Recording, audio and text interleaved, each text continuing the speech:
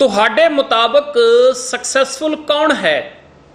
ਤੁਸੀਂ ਆਖੋਗੇ ਕਿ ਜਿਸ ਬੰਦੇ ਨੇ ਆਪਣੇ ਜੀਵਨ ਦੇ ਵਿੱਚ ਬਹੁਤ ਜ਼ਿਆਦਾ ਦੌਲਤ ਕਮਾ ਲਈ ਹੈ ਉਹ ਸਕਸੈਸਫੁਲ ਹੈ, ਉਹ ਕਾਮਯਾਬ ਹੈ। ਪਰ ਕੀ ਇਹ ਸੱਚਾਈ ਹੈ ਕਿ ਬਹੁਤੀ ਦੌਲਤ ਕਮਾਉਣ ਵਾਲਾ ਬੰਦਾ ਸਕਸੈਸਫੁਲ ਹੋ ਸਕਦਾ ਹੈ?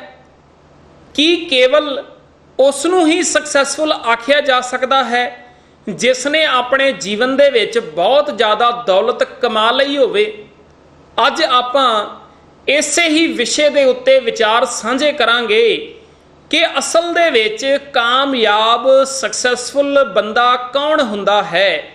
3 ਨਿਸ਼ਾਨੀਆਂ ਸਕਸੈਸਫੁਲ ਬੰਦੇ ਦੀਆਂ ਮੈਂ ਅੱਜ ਤੁਹਾਡੇ ਨਾਲ ਸਾਂਝੀਆਂ ਕਰਾਂਗਾ, ਗੌਰ ਕਰਿਓ।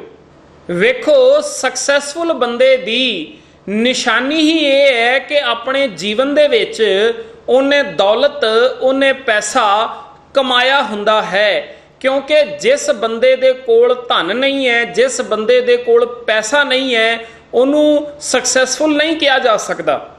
ਧਨ ਹੋਏਗਾ ਤੇ ਉਹ ਬੰਦਾ ਆਪਣੇ ਘਰ ਦਾ ਰਾਸ਼ਨ ਲਿਆ ਸਕਦਾ ਹੈ। ਧਨ ਹੋਏਗਾ ਤੇ ਆਪਣੇ ਬੱਚਿਆਂ ਨੂੰ ਵਧੀਆ ਸਕੂਲ ਦੇ ਵਿੱਚ ਪੜ੍ਹਾ ਸਕਦਾ ਹੈ, ਉਹਨਾਂ ਦੀਆਂ ਕਿਤਾਬਾਂ ਲੈ ਕੇ ਦੇ ਸਕਦਾ ਹੈ। ਧਨ ਹੋਵੇਗਾ ਤੇ ਇੱਕ ਵਧੀਆ ਘਰ ਉਹ ਲੈ ਸਕਦਾ ਹੈ, ਵਧੀਆ ਗੱਡੀ ਉਹ ਲੈ ਸਕਦਾ ਹੈ, ਠੀਕ ਹੈ ਨਾ। ਆਪਣੀ ਜ਼ਿੰਦਗੀ ਨੂੰ ਸੋਹਣੇ ਢੰਗ ਨਾਲ ਬਤੀਤ ਕਰ ਸਕਦਾ ਹੈ। ਇਹ ਧਨ, ਇਹ ਪੈਸਾ ਹੋਣਾ ਮਾੜੀ ਗੱਲ ਨਹੀਂ ਹੈ। ਧਨ ਦਾ ਹੋਣਾ ਸਾਡੀ ਜ਼ਿੰਦਗੀ ਦੇ ਵਿੱਚ ਬਹੁਤ ਜ਼ਰੂਰੀ ਹੈ। ਜਿਹੜੇ ਇਹ ਸੋ ਕਾਲਡ ਧਰਮੀ ਲੋਕ ਹੁੰਦੇ ਨੇ ਨਾ, ਕਈ ਵਾਰ ਉਹ ਐਸਾ ਪ੍ਰਚਾਰ ਕਰਦੇ ਨੇ ਕਿ ਜਿਸ ਬੰਦੇ ਦੇ ਕੋਲ ਦੌਲਤ ਹੈ, ਜਿਸ ਬੰਦੇ ਦੇ ਕੋਲ ਪੈਸਾ ਹੈਗਾ ਏ, ਜਿਹੜਾ ਬੰਦਾ ਨੌਕਰੀ ਕਰ ਰਿਹਾ ਹੈ, ਜਿਹੜਾ ਬੰਦਾ ਬਿਜ਼ਨਸ ਕਰਦਾ ਪਿਆ ਹੈ, ਉਹਨੂੰ ਰੱਜ ਕੇ ਭੰਡਿਆ ਜਾਂਦਾ ਹੈ ਤੇ ਇਹ ਗੱਲਾਂ ਆਖੀਆਂ ਜਾਂਦੀਆਂ ਨੇ, ਵੇਖੋ ਜੀ ਇਹ ਬੰਦਾ ਜਿਹੜਾ ਹੈ ਨਾ ਰੱਬ ਵਾਲੇ ਪਾਸੇ ਨੂੰ ਨਹੀਂ ਜਾ ਸਕਦਾ। ਇਸ ਤਰ੍ਹਾਂ ਦੀਆਂ ਗੱਲਾਂ ਕਰਕੇ ਜਿਹੜੇ ਸੋ ਕਾਲਡ ਧਰਮੀ ਬੰਦੇ ਹੁੰਦੇ ਨੇ ਆਪਣੇ ਆਪ ਨੂੰ ਵਡਿਆਉਂਦੇ ਨੇ, ਕਿਉਂਕਿ ਉਹ ਕੋਈ ਕੰਮ ਨਹੀਂ ਕਰਦੇ। ਤੇ ਜਿਹੜਾ ਬੰਦਾ ਕੋਈ ਕੰਮ ਕਰ ਰਿਹਾ ਹੁੰਦਾ ਏ, ਬਿਜ਼ਨਸ ਕਰ ਰਿਹਾ ਹੈ, ਭਾਵੇਂ ਨੌਕਰੀ ਕਰ ਰਿਹਾ ਹੈ, ਜੇ ਉਹ ਦੌਲਤ ਕਮਾ ਰਿਹਾ ਹੁੰਦਾ ਏ, ਪੈਸਾ ਕਮਾ ਰਿਹਾ ਹੁੰਦਾ ਹੈ ਤੇ ਉਹਨੂੰ ਰੱਜ ਰੱਜ ਕੇ ਭੰਡਿਆ ਜਾਂਦਾ ਹੈ। ਪਰ ਸੱਚ ਕਰਕੇ ਜਾਣਿਓ, ਸਕਸੈਸਫੁਲ ਬੰਦੇ ਦੀ ਪਹਿਲੀ ਨਿਸ਼ਾਨੀ ਹੀ ਇਹ ਹੈ ਕਿ ਉਹ ਦੌਲਤ ਕਮਾਉਂਦਾ ਹੈ ਆਪਣੇ ਜੀਵਨ ਦੇ ਵਿੱਚ, ਉਹਦੇ ਕੋਲ ਧਨ ਹੁੰਦਾ ਹੈ। ਕਿਉਂਕਿ ਜੇ ਉਹਦੇ ਕੋਲ ਦੌਲਤ ਹੈ, ਧਨ ਹੈ, ਤਾਂ ਹੀ ਆਪਣੀ ਜ਼ਿੰਦਗੀ ਨੂੰ ਸੋਹਣੇ ਢੰਗ ਨਾਲ ਬਤੀਤ ਕਰ ਸਕਦਾ ਹੈ। ਜਿਸ ਬੰਦੇ ਦੇ ਕੋਲ ਪੈਸਾ ਨਹੀਂ ਨਾ ਹੁੰਦਾ, ਉਹ ਦਰ-ਦਰ ਦੇ ਉੱਤੇ ਮੰਗਦਾ ਫਿਰੇਗਾ ਦੂਜਿਆਂ ਦੇ ਕੋਲੋਂ, ਕਿਉਂਕਿ ਲੋੜਾਂ ਤੇ ਵੇਖੋ ਸਾਰਿਆਂ ਦੀਆਂ ਇੱਕੋ ਜਿਹੀਆਂ ਹੀ ਨੇ। ਜੇ ਇੱਕ ਅਮੀਰ ਬੰਦੇ ਨੇ ਆਪਣੇ ਬੱਚੇ ਨੂੰ ਸਕੂਲ ਪੜ੍ਹਾਉਣਾ ਹੈ ਤੇ ਗਰੀਬ ਬੰਦੇ ਨੇ ਵੀ ਪੜ੍ਹਾਉਣਾ ਹੈ, ਠੀਕ ਹੈ ਨਾ। ਜੇ ਅਮੀਰ ਬੰਦੇ ਨੂੰ ਖਾਣ ਵਾਸਤੇ ਰੋਟੀ ਚਾਹੀਦੀ ਹੈ ਤੇ ਗਰੀਬ ਬੰਦੇ ਨੂੰ ਵੀ ਚਾਹੀਦੀ ਹੈ। ਰਾਸ਼ਨ ਜੇ ਅਮੀਰ ਨੇ ਆਪਣੇ ਘਰ ਲੈ ਕੇ ਆਣਾ ਹੈ, ਹੋਰ ਕਈ ਤਰ੍ਹਾਂ ਦੀਆਂ ਚੀਜ਼ਾਂ ਆਪਣੇ ਘਰ ਲੈ ਕੇ ਆਣੀਆਂ ਨੇ ਜਿਨ੍ਹਾਂ ਦੀ ਘਰ ਦੇ ਵਿੱਚ ਲੋੜ ਹੁੰਦੀ ਹੈ, ਤੇ ਇਹ ਸਾਰਾ ਕੁਝ ਇੱਕ ਗਰੀਬ ਬੰਦੇ ਨੂੰ ਵੀ ਚਾਹੀਦਾ ਹੀ ਹੈ ਨਾ। ਉਹਨੂੰ ਵੀ ਰਾਸ਼ਨ ਚਾਹੀਦਾ ਹੈ, ਉਹਨੂੰ ਵੀ ਉਹ ਚੀਜ਼ਾਂ ਦੀ ਲੋੜ ਹੈ। ਸੋ ਮੇਰੇ ਕਹਿਣ ਦਾ ਭਾਵ ਇਹ ਹੈ ਕਿ ਜਿਹੜੇ ਬੰਦੇ ਧਨ ਕਮਾਉਣ ਦੇ ਵਿਰੋਧੀ ਨੇ, ਉਹ ਵੀ ਅਸਲ ਦੇ ਵਿੱਚ ਧਨ ਤੋਂ ਬਗੈਰ, ਪੈਸੇ ਤੋਂ ਬਗੈਰ ਆਪਣੀ ਜ਼ਿੰਦਗੀ ਨੂੰ ਸੋਹਣੇ ਤਰੀਕੇ ਦੇ ਨਾਲ ਬਤੀਤ ਕਰ ਹੀ ਨਹੀਂ ਸਕਦੇ। ਜਿਹੜੇ ਲੋਕ ਕਹਿੰਦੇ ਨੇ ਨਾ ਕਿ ਸਾਡੇ ਬਾਬਾ ਜੀ ਮਾਇਆ ਨੂੰ ਹੱਥ ਨਹੀਂ ਲਾਉਂਦੇ, ਉਹ ਮਾਇਆ ਤੋਂ ਨਿਰਲੇਪ ਨੇ, ਪਰ ਸੱਚ ਕਰਕੇ ਜਾਣਿਓ, ਉਹਨਾਂ ਬਾਬਿਆਂ ਦੇ ਜਿਹੜੇ ਡੇਰੇ ਬਣੇ ਨੇ ਨਾ, ਉਹ ਵੀ ਪੈਸੇ ਦੇ ਨਾਲ ਹੀ ਬਣੇ ਨੇ। ਬਾਬੇ ਜਿਹੜੀ ਵਧੀਆ ਆਲੀ ਸ਼ਾਨ ਗੱਡੀ ਦੇ ਵਿੱਚ ਬਹਿੰਦੇ ਨੇ, ਉਹ ਵੀ ਪੈਸੇ ਦੇ ਨਾਲ ਹੀ ਆਈ ਹੈ, ਠੀਕ ਹੈ ਨਾ। ਬਸ ਗੱਲ ਇੰਨੀ ਹੈ ਕਿ ਉੱਥੇ ਪੈਸਾ ਬਾਬੇ ਨੇ ਆਪ ਨਹੀਂ ਕਮਾਇਆ, ਪਰ ਜਿਹੜੇ ਅੱਗੇ ਚੇਲੇ ਚਪਾਟੇ ਨੇ ਉਹਨਾਂ ਨੇ ਬਾਬੇ ਨੂੰ ਇਹ ਸਭ ਕੁਝ ਦਾਨ ਕੀਤਾ ਹੈ। ਪਰ ਆਇਆ ਤੇ ਸਭ ਕੁਝ ਪੈਸੇ ਦੇ ਨਾਲ ਹੀ ਹੈ ਨਾ। ਚੇਲਿਆਂ ਨੇ ਪੈਸਾ ਚੜਾਇਆ, ਡੇਰਾ ਬਣ ਗਿਆ। ਚੇਲਿਆਂ ਨੇ ਪੈਸਾ ਚੜਾਇਆ, ਗੱਡੀ ਆ ਗਈ, ਠੀਕ ਹੈ ਨਾ। ਜਿਹੜਾ ਉਸ ਡੇਰੇ ਦਾ ਪ੍ਰਬੰਧ ਸਾਰਾ ਚੱਲਦਾ ਪਿਆ ਹੈ, ਉਹ ਵੀ ਤੇ ਧਨ ਦੇ ਨਾਲ, ਪੈਸੇ ਦੇ ਨਾਲ ਹੀ ਚੱਲਦਾ ਪਿਆ ਹੈ ਨਾ। ਸੋ ਪੈਸੇ ਦੀ ਜ਼ਿੰਦਗੀ ਦੇ ਵਿੱਚ ਬਹੁਤ ਜ਼ਿਆਦਾ ਲੋੜ ਹੈ। ਇਸੇ ਕਰਕੇ ਗੁਰਬਾਣੀ ਦੇ ਵਿੱਚ ਵੀ ਨਾ ਇਹ ਗੱਲ ਆਈ, ਮਾਇਆ ਕੀ ਕਿਰਤ ਛੋਟ ਗਵਾਈ, ਭਗਤੀ ਸਾਰ ਨਾ ਜਾਣੈ। ਕਹਿੰਦੇ ਜਿਸ ਬੰਦੇ ਨੇ ਮਾਇਆ ਦੀ ਕਿਰਤ ਛੱਡ ਦਿੱਤੀ ਹੈ, ਜਿਸ ਨੇ ਧਨ ਕਮਾਉਣਾ ਛੱਡ ਦਿੱਤਾ ਹੈ ਤੇ ਆਪਣੇ ਆਪ ਨੂੰ ਕਹਿ ਰਿਹਾ ਹੈ ਨਾ ਮੈਂ ਬਹੁਤ ਵੱਡਾ ਭਗਤ ਹਾਂ, ਵੇਖੋ ਜੀ ਮੈਂ ਮਾਇਆ ਦੇ ਚੱਕਰਾਂ ਦੇ ਵਿੱਚ ਨਹੀਂ ਪੈਂਦਾ, ਮੈਂ ਪੈਸਾ ਕਮਾਉਣ ਵਾਸਤੇ ਨਹੀਂ ਜਾਂਦਾ। ਗੁਰਬਾਣੀ ਪਤਾ ਕੀ ਕਹਿ ਰਹੀ ਹੈ? ਮਾਇਆ ਕੀ ਕਿਰਤ ਛੋੜ ਗਵਾਈ ਭਗਤੀ ਸਾਰ ਨਾ ਜਾਣੈ। ਕਹਿੰਦੇ ਭਲਿਆ ਜੇ ਤੈਨੂੰ ਪੈਸਾ ਕਮਾਉਣਾ ਨਹੀਂ ਨਾ ਆਇਆ ਤੇ ਸੱਚ ਕਰਕੇ ਜਾਣੀ ਤੈਨੂੰ ਭਗਤੀ ਕਰਨੀ ਵੀ ਨਹੀਂ ਆ ਸਕਦੀ। ਤੈਨੂੰ ਪਤਾ ਹੀ ਨਹੀਂ ਹੈ ਕਿ ਅਸਲ ਦੇ ਵਿੱਚ ਭਗਤੀ ਹੁੰਦੀ ਕੀ ਹੈ। ਭਗਤੀ ਤੇ ਕਿਹਾ ਹੀ ਉਸ ਨੂੰ ਜਾਂਦਾ ਹੈ ਕਿ ਗੁਣਾਂ ਨੂੰ ਜੀਵਨ ਦੇ ਵਿੱਚ ਕਮਾਇਆ ਜਾਵੇ, ਵਿਣ ਗੁਣ ਕੀਤੇ ਭਗਤ ਨਾ ਹੋਏ। ਜਦੋਂ ਤੱਕ ਜੀਵਨ ਦੇ ਵਿੱਚ ਚੰਗੇ ਗੁਣਾਂ ਨੂੰ ਧਾਰਨ ਨਹੀਂ ਕੀਤਾ ਜਾਂਦਾ ਤਦ ਤੱਕ ਭਗਤੀ ਹੋ ਹੀ ਨਹੀਂ ਸਕਦੀ। ਵਿਣ ਗੁਣ ਕੀਤੇ ਭਗਤ ਨਾ ਹੋਏ, ਇੱਥੇ ਭਗਤ ਦੇ ਤੱਤੇ ਨੂੰ ਸਿਹਾਰੀ ਲੱਗੀ ਹੋਈ ਹੈ। ਜਦੋਂ ਗੁਰਬਾਣੀ ਦੇ ਵਿੱਚ ਭਗਤ ਦੇ ਤੱਤੇ ਨੂੰ ਸਿਹਾਰੀ ਲੱਗੀ ਹੋਵੇ ਉਹਦਾ ਅਰਥ ਹੁੰਦਾ ਹੈ ਭਗਤੀ। ਕਹਿੰਦੇ ਜਦੋਂ ਤੱਕ ਤੂੰ ਆਪਣੇ ਜੀਵਨ ਵਿੱਚ ਚੰਗੇ ਗੁਣ ਇਕੱਠੇ ਨਹੀਂ ਕੀਤੇ, ਸਤ, ਸੰਤੋਖ, ਦਇਆ, ਧੀਰਜ, ਇਮਾਨਦਾਰੀ, ਉਦਮ ਆਦਿਕ ਜਿਹੜੇ ਚੰਗੇ ਗੁਣ ਨੇ ਜਦੋਂ ਤੱਕ ਆਪਣੇ ਜੀਵਨ ਦੇ ਵਿੱਚ ਇਕੱਠੇ ਨਹੀਂ ਨਾ ਕੀਤੇ, ਭਗਤੀ ਸਾਰ ਨਾ ਜਾਣੈ। ਤੈਨੂੰ ਭਗਤੀ ਦੇ ਬਾਰੇ ਤੇ ਕੱਖ ਵੀ ਨਹੀਂ ਪਤਾ, ਕਿਉਂਕਿ ਗੁਣਾਂ ਨੂੰ ਜੀਵਨ ਦੇ ਵਿੱਚ ਲੈ ਕੇ ਆਉਣਾ ਹੀ ਭਗਤੀ ਹੈ। ਤੇ ਇਹ ਭਗਤੀ ਕਰਨੀ ਵੀ ਉਸੇ ਨੂੰ ਸਮਝ ਆ ਸਕਦੀ ਹੈ ਜਿਹਨੂੰ ਘੱਟੋ ਘੱਟ ਧਨ ਕਮਾਉਣਾ ਤੇ ਆਉਂਦਾ ਹੋਵੇ। ਉਹੀ ਜਾਣੇਗਾ ਨਾ ਭਗਤੀ ਕੀ ਹੈ, ਉਹੀ ਤੇ ਗੁਣਾਂ ਨੂੰ ਆਪਣੇ ਜੀਵਨ ਦੇ ਵਿੱਚ ਕਮਾਏਗਾ ਨਾ। ਕਿਉਂਕਿ ਜਿਹੜਾ ਬੰਦਾ ਗੁਣਾਂ ਨੂੰ ਆਪਣੇ ਜੀਵਨ ਵਿੱਚ ਕਮਾ ਰਿਹਾ ਹੋਵੇਗਾ ਉਸ ਨੂੰ ਇਹ ਵੀ ਪਤਾ ਹੋਏਗਾ ਕਿ ਮੈਂ ਉਦਮ ਕਰਨਾ ਹੈ ਆਪਣੇ ਜੀਵਨ ਦੇ ਵਿੱਚ, ਠੀਕ ਹੈ ਨਾ। ਮਾਇਆ ਕੀ ਕਿਰਤ ਛੋੜ ਗਵਾਈ, ਜਿਹਨੇ ਪੈਸਾ ਕਮਾਉਣਾ ਛੱਡ ਦਿੱਤਾ ਉਹਨੂੰ ਭਗਤੀ ਬਾਰੇ ਵੀ ਨਹੀਂ ਪਤਾ, ਉਹਨੂੰ ਤੇ ਉਦਮ ਬਾਰੇ ਵੀ ਨਹੀਂ ਪਤਾ, ਉਹਨੂੰ ਤੇ ਉਦਮ ਦੇ ਗੁਣ ਬਾਰੇ ਵੀ ਨਹੀਂ ਪਤਾ ਕਿ ਮੈਨੂੰ ਤੇ ਇਹ ਗੱਲ ਸਿਖਾਈ ਜਾ ਰਹੀ ਹੈ ਕਿ ਭਲਿਆ ਤੂੰ ਧਰਮ ਦੀ ਕਿਰਤ ਕਰਨੀ ਹੈ, ਇਮਾਨਦਾਰੀ ਦੀ ਕਿਰਤ ਕਰਨੀ ਹੈ। ਸੋ ਜਿਹੜਾ ਧਨ ਕਮਾਉਣਾ ਹੈ ਨਾ ਇਹ ਬੜਾ ਇੰਪੋਰਟੈਂਟ ਹੈ। ਪਰ ਜਿਹੜੇ ਸੋ ਕਾਲਡ ਧਰਮੀ ਬੰਦੇ ਸਨ ਉਹਨਾਂ ਨੇ ਗੁਰਬਾਣੀ ਦੇ ਵਿੱਚੋਂ ਕੁਝ ਕੁ ਪੰਕਤੀਆਂ ਚੁੱਕੀਆਂ, ਜਿਵੇਂ ਕਾਚਾ ਧਨ ਸੰਚੈ ਮੂਰਖ ਗਾਵਾਰ, ਤੇ ਧਨ ਕਮਾਉਣ ਵਾਲਿਆਂ ਨੂੰ ਰੱਜ ਰੱਜ ਕੇ ਭੰਡਿਆ ਗਿਆ ਕਿ ਜਿਹੜੇ ਬੰਦੇ ਵੇਖੋ ਜੀ ਧਨ ਕਮਾਉਂਦੇ ਨੇ ਉਹ ਮੂਰਖ ਤੇ ਗਵਾਰ ਨੇ। ਪੰਕਤੀਆਂ ਉੱਥੇ ਬਿਆਨ ਕਰ ਦਿੱਤੀਆਂ ਕਿ ਵੇਖੋ ਜੀ ਗੁਰਬਾਣੀ ਵਿੱਚ ਆਇਆ ਕਾਚਾ ਧਨ ਸੰਚੈ ਮੂਰਖ ਗਾਵਾਰ, ਤੇ ਕਾਚਾ ਧਨ ਦੀ ਜੋ ਡੈਫੀਨੇਸ਼ਨ ਹੈ ਨਾ ਆਪਣੇ ਹਿਸਾਬ ਨਾਲ ਹੀ ਦੇ ਦਿੱਤੀ ਕਿ ਦੌਲਤ ਨੂੰ ਕੱਚਾ ਧਨ ਕਹਿ ਦਿੱਤਾ, ਕਰੰਸੀ ਨੂੰ, ਨੋਟਾਂ ਨੂੰ ਕੱਚਾ ਧਨ ਕਹਿ ਦਿੱਤਾ ਕਿ ਇਹ ਕੱਚਾ ਧਨ ਹੈ। ਪਰ ਬਾਬੇ ਕਹਿੰਦੇ ਵੇਖੋ ਜੀ ਅਸੀਂ ਭਗਤੀ ਕਰ ਰਹੇ ਹਾਂ ਤੇ ਅਸੀਂ ਬੜੇ ਮਹਾਨ ਹਾਂ। ਪਰ ਸੱਚ ਕਰਕੇ ਜਾਣਿਓ ਗੁਰਬਾਣੀ ਦੇ ਵਿੱਚ ਕਰੰਸੀ ਨੂੰ, ਧਨ ਨੂੰ, ਦੌਲਤ ਨੂੰ ਕੱਚਾ ਧਨ ਨਹੀਂ ਆਖਿਆ ਗਿਆ। ਕੱਚਾ ਧਨ ਪਤਾ ਕੀ ਹੈ? ਬੰਦੇ ਦੇ ਅੰਦਰ ਪੈਦਾ ਹੋਣ ਵਾਲੇ ਜਿਹੜੇ ਭੈੜੇ ਵਿਚਾਰ ਨੇ ਨਾ ਉਹਨਾਂ ਭੈੜੇ ਵਿਚਾਰਾਂ ਨੂੰ ਗੁਰਬਾਣੀ ਦੇ ਵਿੱਚ ਕੱਚਾ ਧਨ ਕਿਹਾ ਗਿਆ ਹੈ। ਕਾਚਾ ਧਨ ਸੰਚੈ ਮੂਰਖ ਗਾਵਾਰ, ਕਹਿੰਦੇ ਜਿਹੜੇ ਇਹ ਔਗਣਾ ਰੂਪੀ ਕੱਚਾ ਧਨ, ਭੈੜੇ ਵਿਚਾਰਾਂ ਰੂਪੀ ਕੱਚਾ ਧਨ ਇਕੱਠਾ ਕਰਕੇ ਆਪਣੇ ਜੀਵਨ 'ਚ ਬੈਠੇ ਹੋਏ ਨੇ ਨਾ ਇਹ ਮੂਰਖ ਤੇ ਗਵਾਰ ਨੇ।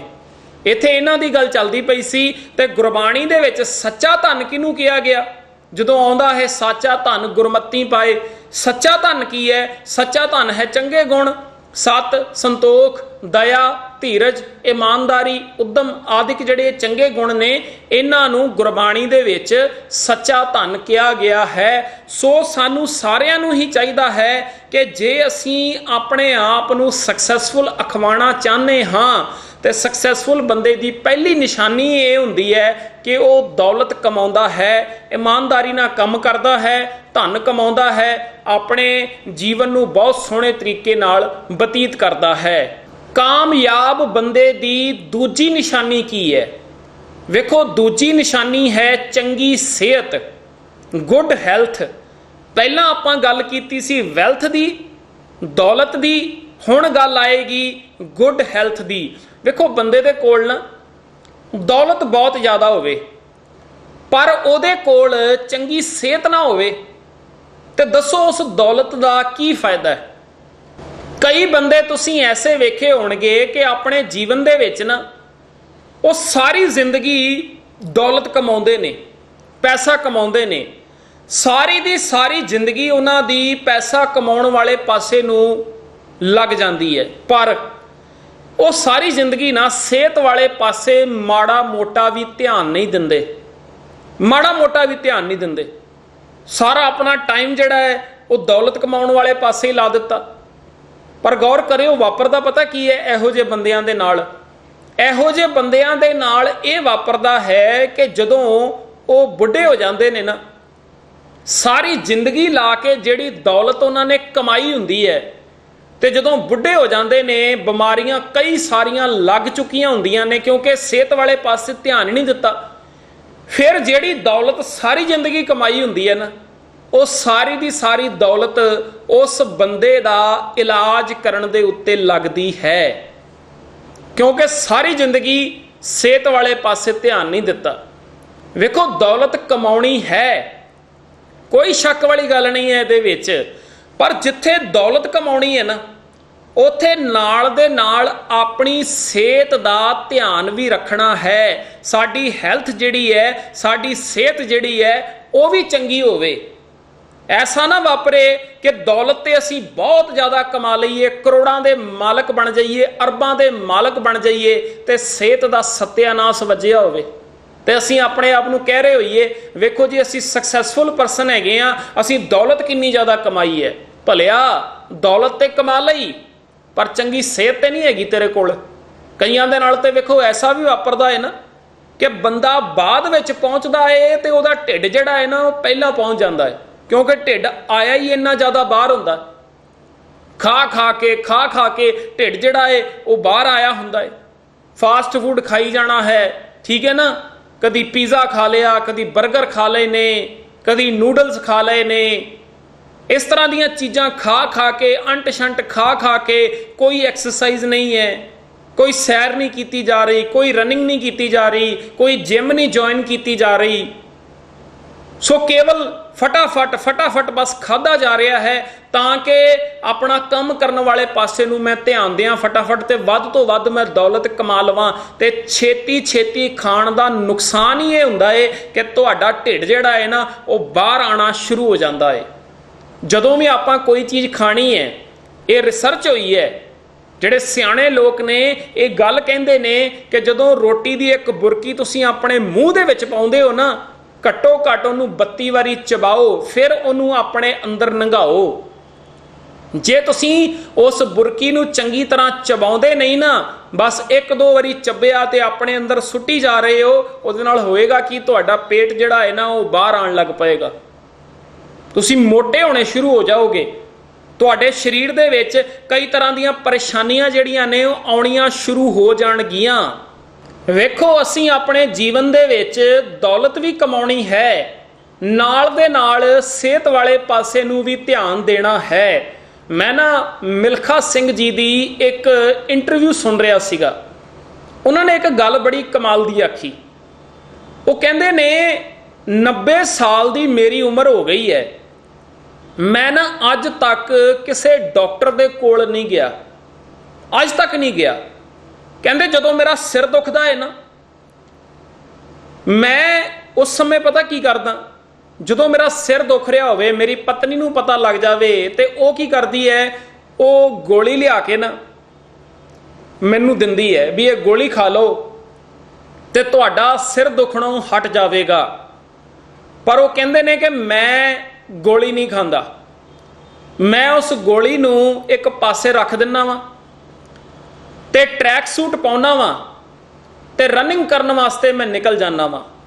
ਭਾਵੇਂ ਮੇਰਾ ਸਿਰ ਦੁਖ ਰਿਹਾ ਹੋਵੇ, ਭਾਵੇਂ ਮੇਰਾ ਢਿੱਡ ਪੀੜ ਹੋ ਰਿਹਾ ਹੋਵੇ, ਜਦੋਂ ਮੈਂ ਰਨਿੰਗ ਕਰਦਾ ਵਾਂ ਤੇ ਮੇਰਾ ਢਿੱਡ ਦੁਖਣਾ ਵੀ ਬੰਦ ਹੋ ਜਾਂਦਾ ਹੈ ਤੇ ਮੇਰਾ ਸਿਰ ਦੁਖਣਾ ਵੀ ਬੰਦ ਹੋ ਜਾਂਦਾ ਹੈ। ਉਹ ਕਹਿੰਦੇ ਨੇ ਮੈਂ ਖਾਣ ਦੇ ਉੱਤੇ ਕੰਟਰੋਲ ਕੀਤਾ ਹੈ, ਮੈਂ ਜੀਭ ਦੇ ਸਵਾਦਾਂ ਦੇ ਵਿੱਚ ਨਹੀਂ ਪਿਆ, ਮੈਂ ਖਾਣ ਦੇ ਉੱਤੇ ਕੰਟਰੋਲ ਕੀਤਾ ਹੈ, ਤਾਂ ਅੱਜ ਮੇਰੀ 90 ਸਾਲ ਦੀ ਉਮਰ ਹੈ, ਮੈਂ ਇੱਥੋਂ ਤੱਕ ਪੁੱਜਿਆ ਹਾਂ।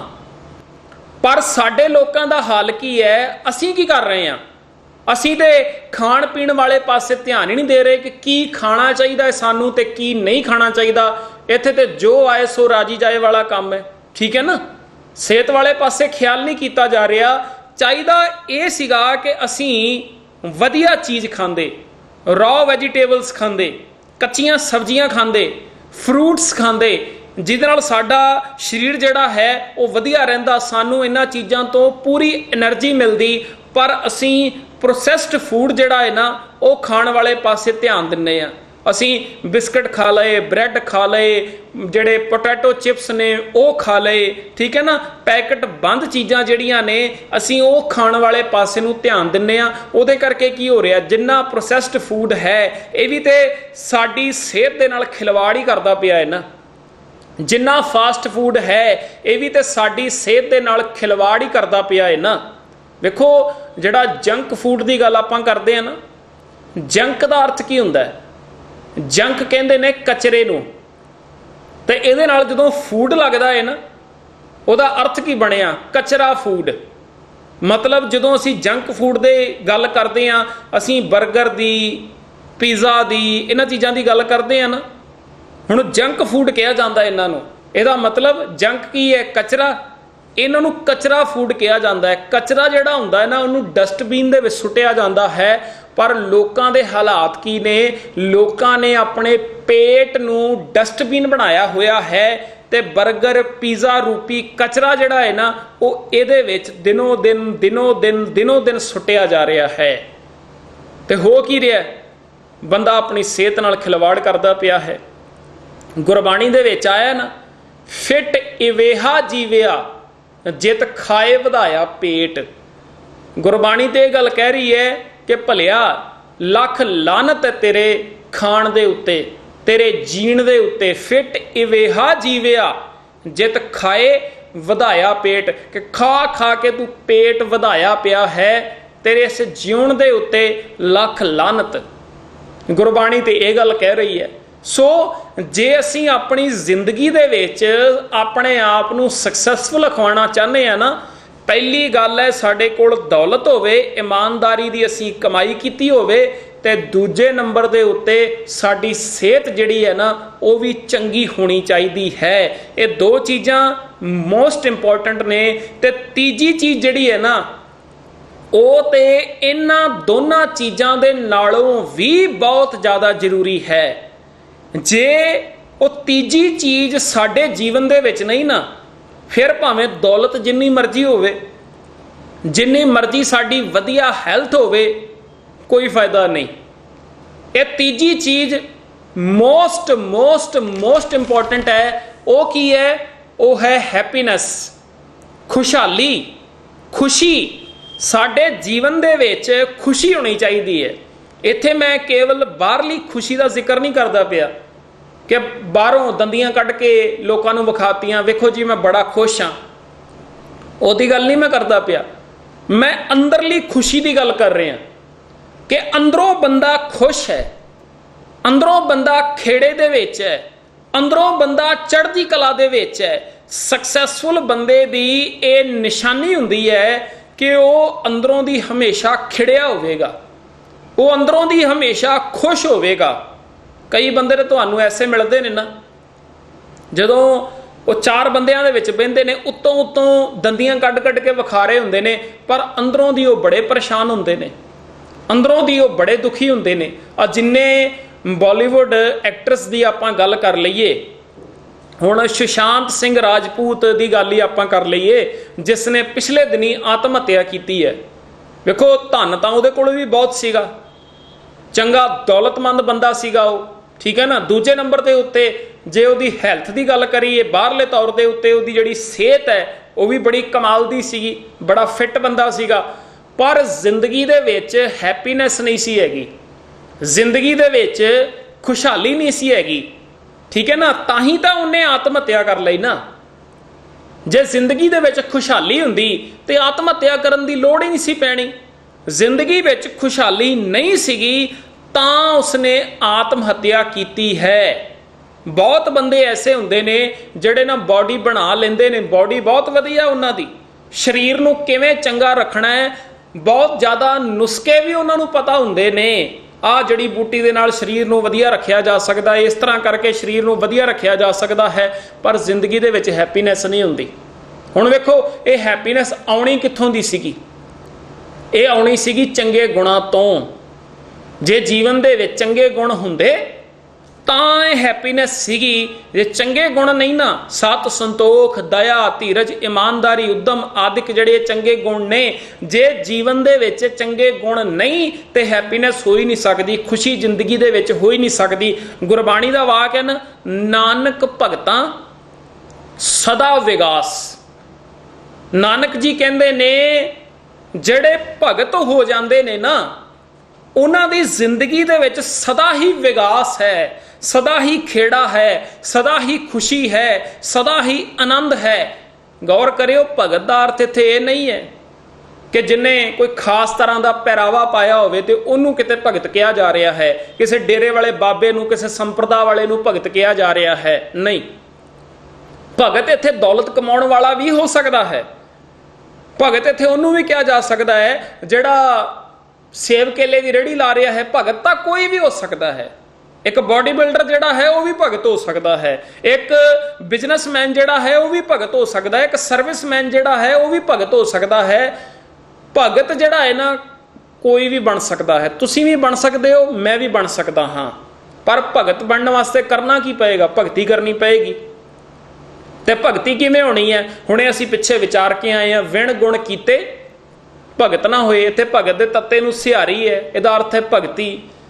ਵਿਣ ਗੁਣ ਕੀਤੇ, ਜਦੋਂ ਤੱਕ ਜੀਵਨ ਦੇ ਵਿੱਚ ਚੰਗੇ ਗੁਣਾਂ ਨੂੰ ਧਾਰਨ ਨਹੀਂ ਨਾ ਕੀਤਾ ਜਾਂਦਾ, ਤਦ ਤੱਕ ਭਗਤੀ ਹੋ ਹੀ ਨਹੀਂ ਸਕਦੀ। ਤੇ ਜੇ ਗੁਣਾਂ ਨੂੰ ਧਾਰਨ ਨਹੀਂ ਕੀਤਾ, ਭਗਤੀ ਨਹੀਂ ਹੋ ਸਕਦੀ, ਤੇ ਫਿਰ ਭਗਤ ਵੀ ਨਹੀਂ ਬਣਿਆ ਜਾ ਸਕਦਾ। ਇਹਦਾ ਅਰਥ ਕੀ ਨਿਕਲਿਆ ਕਿ ਜੇ ਤੁਸੀਂ ਭਗਤ ਬਣਨਾ ਹੈ, ਬਾਹਰਲੇ ਪਹਿਰਾਵੇ ਦੀ ਲੋੜ ਨਹੀਂ ਹੈ, ਬਾਹਰਲੇ ਤੌਰ ਦੇ ਉੱਤੇ ਕਿਸੇ ਖਾਸ ਚਿੰਨ੍ਹ ਦੀ ਲੋੜ ਨਹੀਂ ਹੈ। ਠੀਕ ਹੈ ਨਾ, ਕਿ ਆ ਇਸ ਤਰ੍ਹਾਂ ਦਾ ਪਹਿਰਾਵਾ ਪਾਵਾਂਗੇ ਤੇ ਤਾਂ ਭਗਤਾਂ, ਫਲਾਣੇ ਚਿੰਨ੍ਹ ਧਾਰਨ ਕਰਾਂਗੇ ਤੇ ਤਾਂ ਭਗਤਾਂ। ਨਹੀਂ, ਭਗਤ ਬਣਨਾ ਹੈ, ਉਹਦੇ ਵਾਸਤੇ ਕੀ ਚਾਹੀਦਾ? ਉਹਦੇ ਵਾਸਤੇ ਲੋੜ ਹੈ ਚੰਗੇ ਗੁਣਾਂ ਦੀ। ਜਿਹੜੇ ਚੰਗੇ ਗੁਣ ਸਾਡੇ ਇੱਥੇ ਹੀ ਪਏ ਹੋਏ ਨੇ, ਮੱਤ ਵਿੱਚ ਰਤਨ ਜਵਾਹਰ ਮਾਣਿਕ ਜੇਕ ਗੁਰ ਕੀ ਸਿੱਖ ਸੁਣੀ। ਜਿਹੜੇ ਚੰਗੇ ਗੁਣ ਇੱਥੇ ਪਏ ਨੇ ਨਾ, ਇਹਨਾਂ ਚੰਗੇ ਗੁਣਾਂ ਦੀ ਵਰਤੋਂ ਕਰਨੀ ਹੈ। ਸਤ, ਸੰਤੋਖ, ਦਇਆ, ਧੀਰਜ ਦੀ ਵਰਤੋਂ ਕਰਨੀ ਹੈ। ਸੱਚ ਦੀ ਮੈਂ ਵਰਤੋਂ ਕਰਾਂ, ਸੰਤੋਖ ਦੀ, ਸੈਟਿਸਫੈਕਸ਼ਨ ਦੀ ਮੈਂ ਵਰਤੋਂ ਕਰਾਂ, ਦਇਆ ਦੀ ਵਰਤੋਂ ਕਰਾਂ ਮੈਂ ਆਪਣੇ ਜੀਵਨ ਦੇ ਵਿੱਚ, ਸਬਰ ਦੀ ਵਰਤੋਂ ਕਰਾਂ, ਧੀਰਜ ਦੀ ਵਰਤੋਂ ਕਰਾਂ, ਉਦਮ ਦੀ ਵਰਤੋਂ ਕਰਾਂ, ਇਮਾਨਦਾਰੀ ਦੀ ਵਰਤੋਂ ਕਰਾਂ, ਮਿੱਠਾ ਮੈਂ ਆਪਣੇ ਜੀਵਨ ਦੇ ਵਿੱਚ ਬੋਲਾਂ। ਜਦੋਂ ਇਹ ਚੰਗੇ ਗੁਣ ਮੇਰੇ ਜੀਵਨ 'ਚ ਆ ਜਾਂਦੇ ਨੇ ਨਾ, ਮੈਂ ਭਗਤ ਬਣ ਜਾਣਾ ਵਾਂ। ਤੇ ਨਾਨਕ ਜੀ ਇਹ ਗੱਲ ਕਹਿੰਦੇ ਨੇ, ਨਾਨਕ ਭਗਤਾਂ ਸਦਾ ਵਿਗਾਸ। ਜਿਹੜੇ ਭਗਤ ਹੋ ਜਾਂਦੇ ਨੇ ਉਹਨਾਂ ਦੇ ਜੀਵਨ ਵਿੱਚ ਸਦਾ ਹੀ ਵਿਗਾਸ ਹੈ, ਸਦਾ ਹੀ ਫਿਰ ਖੇੜਾ ਹੈ, ਸਦਾ ਹੀ ਫਿਰ ਕੀ ਹੈ? ਲੱਖ ਖੁਸ਼ੀਆਂ ਪਾਤਸ਼ਾਹੀਆਂ ਜੇ ਸਤਿਗੁਰ ਨਦਰ ਕਰੇ। ਲੱਖਾਂ ਖੁਸ਼ੀਆਂ ਉਹਨਾਂ ਦੇ ਜੀਵਨ ਦੇ ਵਿੱਚ ਬਣੀਆਂ ਰਹਿੰਦੀਆਂ ਨੇ। ਇਹ ਖੁਸ਼ੀਆਂ ਕਦੀ ਵੀ ਗਵਾਚਦੀਆਂ ਨਹੀਂ ਹਨ। ਇਹ ਹੈ ਸਕਸੈਸਫੁਲ ਬੰਦੇ ਦੀ ਤੀਜੀ ਨਿਸ਼ਾਨੀ। ਦੌਲਤ ਹੋਵੇ, ਚੰਗੀ ਸਿਹਤ ਹੋਵੇ, ਪਰ ਜੇਕਰ ਜੀਵਨ ਦੇ ਵਿੱਚ ਖੁਸ਼ੀ ਨਹੀਂ ਹੈ ਨਾ, ਤੇ ਫਿਰ ਸਭ ਫਿੱਕਾ ਹੀ ਹੁੰਦਾ ਹੈ। ਸੋ ਜੇ ਅਸੀਂ ਵੀ ਚਾਹੁੰਦੇ ਹਾਂ ਕਿ ਅਸੀਂ ਆਪਣੇ ਜੀਵਨ ਦੇ ਵਿੱਚ ਸਕਸੈਸਫੁਲ ਬਣੀਏ, ਕਾਮਯਾਬ ਬਣੀਏ, ਤੇ ਸਾਨੂੰ ਅੱਜ ਲੋੜ ਹੈ ਕਿ ਇਹ ਤਿੰਨੇ ਚੀਜ਼ਾਂ ਸਾਡੇ ਜੀਵਨ ਦੇ ਵਿੱਚ ਹੋਣ। ਅਸੀਂ ਦੌਲਤ ਵੀ ਕਮਾਈਏ, ਜਿਹਦੇ ਨਾਲ ਅਸੀਂ ਆਪਣੇ ਪਰਿਵਾਰ ਨੂੰ ਹਰ ਤਰ੍ਹਾਂ ਦੀ ਸਹੂਲਤ ਦੇ ਸਕੀਏ। ਠੀਕ ਹੈ ਨਾ। ਦੂਜੇ ਨੰਬਰ ਦੇ ਉੱਤੇ ਸਾਡੀ ਸਿਹਤ ਜਿਹੜੀ ਹੈ ਉਹ ਚੰਗੀ ਹੋਵੇ। ਜੇ ਸਿਹਤ ਚੰਗੀ ਹੈ ਤਾਂ ਹੀ ਅਸੀਂ ਦੌਲਤ ਕਮਾ ਸਕਦੇ ਹਾਂ। ਜੇ ਸਿਹਤ ਚੰਗੀ ਨਹੀਂ ਤੇ ਤਾਂ ਵੀ ਕੰਮ ਜਿਹੜਾ ਹੈ ਉਹ ਖਰਾਬ ਹੋ ਸਕਦਾ ਹੈ। ਸੋ ਸਾਡੀ ਸਿਹਤ ਚੰਗੀ ਹੋਵੇ ਤੇ ਮੋਸਟ ਇੰਪੋਰਟੈਂਟ ਗੱਲ ਜਿਹੜੀ ਹੈ, ਸਾਡੇ ਜੀਵਨ ਦੇ ਵਿੱਚ ਖੇੜਾ, ਖੁਸ਼ਹਾਲੀ, ਖੁਸ਼ੀ ਜਿਹੜੀ ਹੈ ਹੋਣੀ ਚਾਹੀਦੀ ਹੈ। ਜੇ ਖੁਸ਼ੀ ਹੈ ਤੇ ਫਿਰ ਸਭ ਕੁਝ ਹੈ। ਸੋ ਆਓ ਇਹਨਾਂ ਤਿੰਨਾਂ ਚੀਜ਼ਾਂ ਨੂੰ ਅਸੀਂ ਆਪਣੇ ਜੀਵਨ ਦੇ ਵਿੱਚ ਲੈ ਕੇ ਆਈਏ। ਜਿਨ੍ਹਾਂ ਦੇ ਕੋਲ ਇਹ ਤਿੰਨੇ ਚੀਜ਼ਾਂ ਹੈਗੀਆਂ ਨੇ, ਤੁਸੀਂ ਵਧਾਈ ਦੇ ਪਾਤਰ ਹੋ। ਜੇ ਇਹ ਤਿੰਨੇ ਚੀਜ਼ਾਂ ਸਾਡੇ ਜੀਵਨ ਦੇ ਵਿੱਚ ਨਹੀਂ ਹੈਗੀਆਂ, ਉਦਮ ਕਰੀਏ ਇਹ ਤਿੰਨੇ ਚੀਜ਼ਾਂ ਸਾਡੇ ਜੀਵਨ ਦੇ ਵਿੱਚ ਆ ਜਾਣ ਤੇ ਅਸੀਂ ਵੀ ਕਾਮਯਾਬ ਸਕਸੈਸਫੁਲ ਬੰਦੇ ਬਣ ਸਕੀਏ। ਸੋ ਜੇ ਇਹ ਵੀਡੀਓ ਤੁਹਾਨੂੰ ਚੰਗੀ ਲੱਗੀ ਹੈ, ਇਸ ਵੀਡੀਓ ਨੂੰ ਵੱਧ ਤੋਂ ਵੱਧ ਸ਼ੇਅਰ ਕਰ ਦਿਓ ਅਤੇ ਕਮੈਂਟ ਕਰਕੇ ਦੱਸਿਓ ਇਹ ਵੀਡੀਓ ਤੁਹਾਨੂੰ ਕਿਵੇਂ ਦੀ ਲੱਗੀ। ਜੇ ਚੰਗੀ ਲੱਗੀ ਹੈ ਤਾਂ ਲਾਈਕ ਕਰਿਓ, ਜੇ ਨਹੀਂ ਚੰਗੀ ਲੱਗੀ ਤੇ ਡਿਸਲਾਈਕ ਕਰ ਦਿਓ। ਜਿਨ੍ਹਾਂ ਨੇ ਅਜੇ ਤੱਕ ਮੇਰਾ YouTube ਚੈਨਲ ਸਬਸਕ੍ਰਾਈਬ ਨਹੀਂ ਕੀਤਾ, ਸਬਸਕ੍ਰਾਈਬ ਕਰ ਲਿਓ, ਬੈਲ ਆਈਕਨ ਦਬਾ ਦਿਓ, ਆਲ ਤੇ ਕਲਿੱਕ ਕਰਿਓ ਤਾਂ ਕਿ ਜਦੋਂ ਵੀ ਨਵੀਂ ਵੀਡੀਓ ਅਪਲੋਡ ਕੀਤੀ ਜਾਵੇ ਉਸ ਦਾ ਨੋਟੀਫਿਕੇਸ਼ਨ ਤੁਹਾਡੇ ਤੱਕ ਪੁੱਜ ਜਾਵੇ। ਧੰਨਵਾਦ।